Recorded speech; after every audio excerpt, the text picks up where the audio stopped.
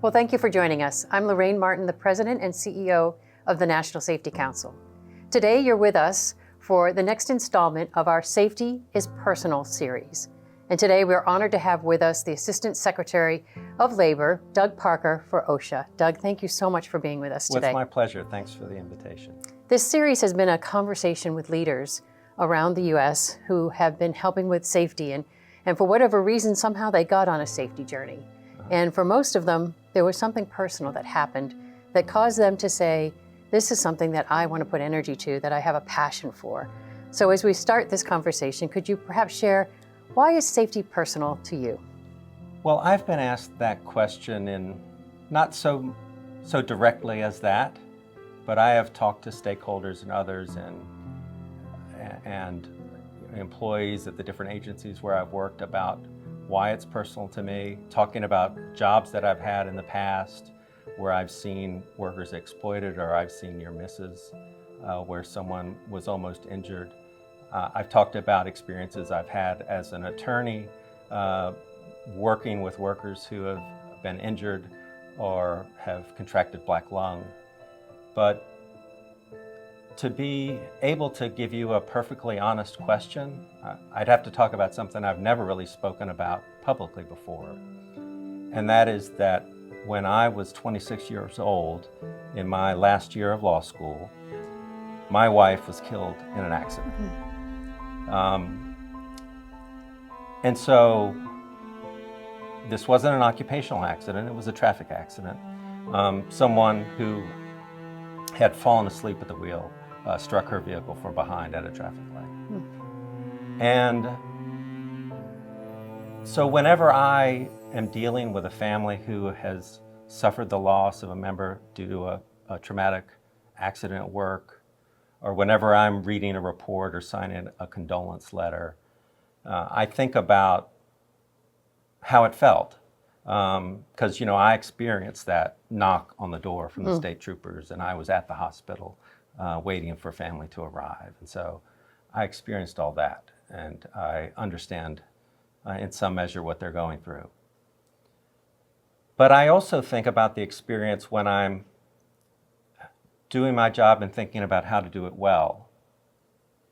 Because one of the things that happened that night is that during the investigation, even though the driver of the other vehicle fell asleep and was known to have a few drinks after his kind of late shift at work, there was no kind of DUI test. There was no blood alcohol test given to him, even when he was at the hospital. And so I was very angry about that. And so I always think about how, in that instance, instead of thinking about the possible root causes of what happened and why that accident happened, those officers were just going through their checklist. And their checklist did not say, give a breathalyzer test when someone has fallen asleep at the wheel. Instead of thinking about putting two and two together and thinking about what could have caused the accident. And so that also very much informs how I think about how our inspectors ought to do their jobs, how our consultants ought to do their jobs, and how everyone should be really dedicated to problem solving and understanding the root causes of the accidents and illnesses that occur and that we seek to address at OSHA. Oh, thank you for sharing that. That's a powerful story, and every leader I've spoken to has one of those stories, which is tragic, and for your loss, please know we're all with you and say thanks.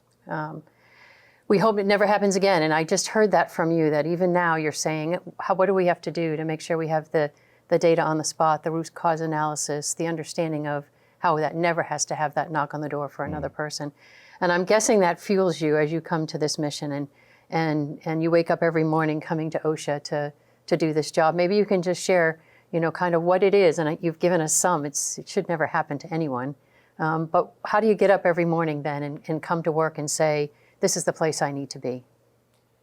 Well, I think you really have to center yourself on that, because even given what I've gone through personally, it's so easy to wake up in the morning and be thinking about, the report that's due, or some process question, or that I have to get ready for a meeting, or our strategic plan template is due in a month, or whatever it might be. All the many distractions that you have to deal with, whether they're administrative, not that they're unimportant, but as they accumulate, they can draw you from focusing on what's important. And I think that there's a strong corollary among employers and business too, because they have a lot of things to think about. And it takes work and effort and a sense of purpose and mission to center yourself on what's most important. And among the things that is most important is making sure that you're running a safe operation. Mm-hmm. And that's safe, I'm sure, for the employees that look to you and for the companies that you support with guidance and regulation Absolutely. and compliance-related materials. So, well, thank you for that. It does take a village, and not only companies and government, but as you said before, you were part of a law firm, and there's a lot of different organizations that come together to say, how do we keep everybody safe, that they can do their job, that they can bring resources home to their family, and it doesn't have to cost them life or limb. When you think about that ecosystem, and now in the government, the top position for us in safety in the government, how do you see the government's role in helping with kind of that village that it takes? Well, we deal with a variety of employers with a variety of outlooks on health and safety. And in the Act, the OSHA Act that gives us our authority to act, it provides a range of strategies and options that we are supposed to be using in order to protect workers, reduce injuries and illnesses, and make sure that workers are going home safe and sound at the end of the day. And at the top of that list is enforcement. And we're always going to need to have a strong enforcement component, enforcing our existing standards to make sure that employers who don't get the message on health and safety are brought to account, and that we're using every tool that we have available to us, being creative about it, making sure that we're providing the appropriate disincentives and incentives to make workplaces safer, making sure that we're using those enforcement tools to our full ability to create an environment where there's going to be consequences if an employer is creating hazards at work or failing to address them, and they're going to be required to fix those hazards and have a safer workplace. We also think that it's critically important for there to be leaders within industry who are going beyond compliance. And it's very important for us to be providing them the tools and assistance and dialogue and partnership to make sure that that is happening. Because we have to change culture in this country if we want to continue to improve on the advances that we've made in the 52 years since the OSHA Act. And to change that culture, it requires this variety of tools. Mm-hmm. And so making sure that we have strong programs and we are holding up those employers as examples of how to do things that go way beyond compliance, but embrace a more comprehensive approach to health and safety management, so that everyone is not just reading the rule book, but is actively engaged in making sure that a workplace is safe and healthy. I'm very excited about some of the things that we're going to be doing in this regard in the coming year, particularly with respect to how we might help small businesses. Mm-hmm. So, we're looking to create a library of leading indicators so that when people are building health and safety management programs, they can think about ways to measure success. We're providing more modular tools so that small businesses can build health and safety management plans from the ground up and not be so intimidated by it. We're looking at how we incorporate that into our enforcement settlements and how we incorporate that into our other engagement. And so it's all very exciting stuff that we're in the process of developing, but are going to serve those interests. Yeah. And of course, there's rulemaking and other things too that we're working on. Got a lot on your plate there, sir. Yes. You talked about how there are some companies that need some help to get it, but a lot of companies want to keep their employees safe, and their leadership come to work every day with that being a core value. And I've heard you talk about core values. Mm-hmm. What are some of the things that these companies, especially the ones that are leaning into safety, that OSHA is going to be coming forward with? You talked a little bit for small businesses, but are there some other things that we can see coming for industry to help those that really want to make sure that we're learning, because we learn every day, about what the next safety thing is that we have to be focused on? Well, I really think it's about learning from each other and not just waiting to hear from OSHA, because I think there's some great leadership in this field, in the health and safety industry, in the health and safety community, among the folks who are setting guidance, consent standards, and other tools. There's just a lot of great leadership out there, and we have things to learn about how to do it. But one of the things that we are in a unique position to emphasize and impress upon employers is not only having strong safety and health management systems that are dynamic and that are proactive and that involve learning and problem solving, but to make sure that these are not just management efforts, but that all workers and that everyone within the organization is involved. One of our responsibilities is to protect whistleblowers and workers who have been retaliated for exercising their rights under the OSHA Act or for other health and safety related issues, whether it's making a complaint or reporting an injury. And then, of course, our jurisdiction extends to other statutes as well that are also health and safety related, like the Surface Transportation Act. And so one of the things that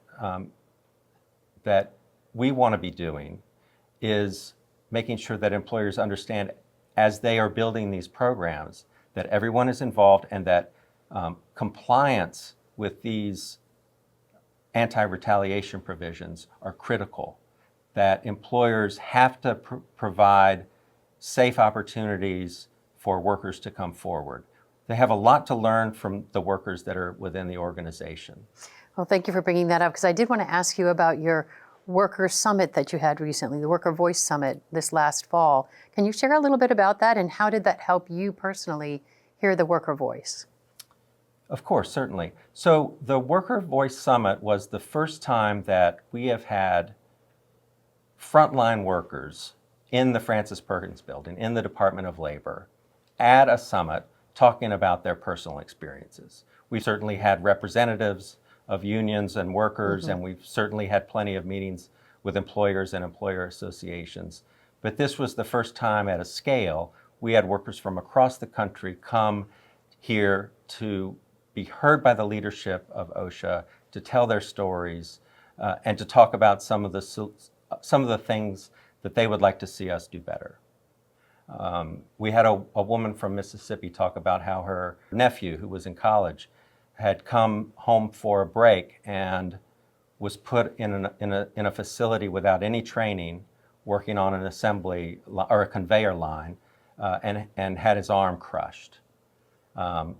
She talked about the problem of job steering, how black workers were being steered into jobs that were dirtier and were less safe, and that they simply weren't given the opportunity to apply for other higher quality, higher skilled positions. Or if they did, they were steered towards these other positions. And what was interesting was how she framed that race issue as a health and safety issue. We had workers talking about their immigration status and how it prevented them from speaking up, and how it increased the likelihood that they were to be exploited by their employers. And again, they framed it as a health and safety issue.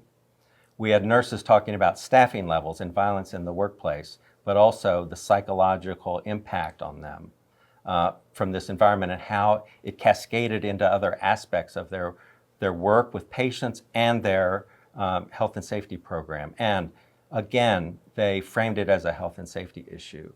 So what struck me about these and many other comments from the Worker Voice Summit was how, we as professionals talk about, total worker health.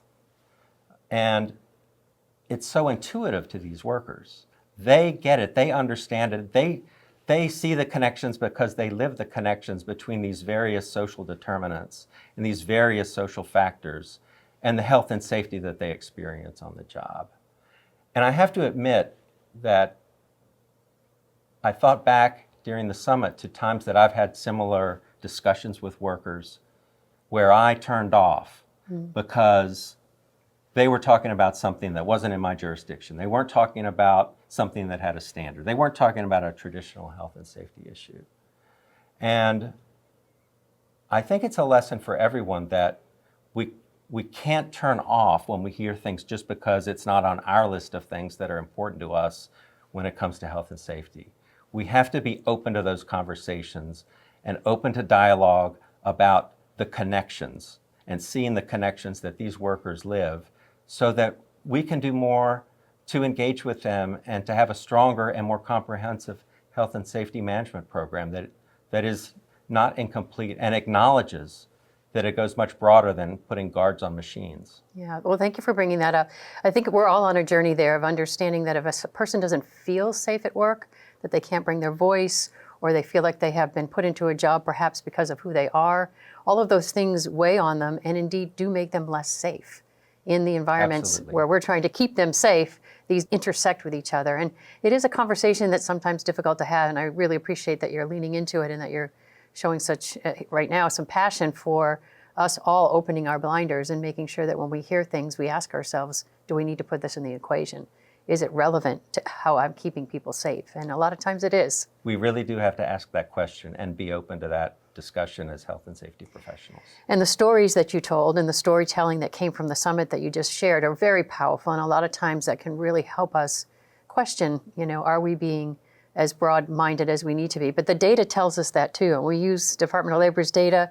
It tells us those people who get hurt and injured and killed on the workplace, it's not evenly spread. It's disproportionate to folks of color and folks from rural environments and folks from our indigenous populations. So the data itself tells us there's more that we need to be doing. And I don't know if there's anything you could share about what OSHA and the agency is looking at right now to kind of lean into that issue.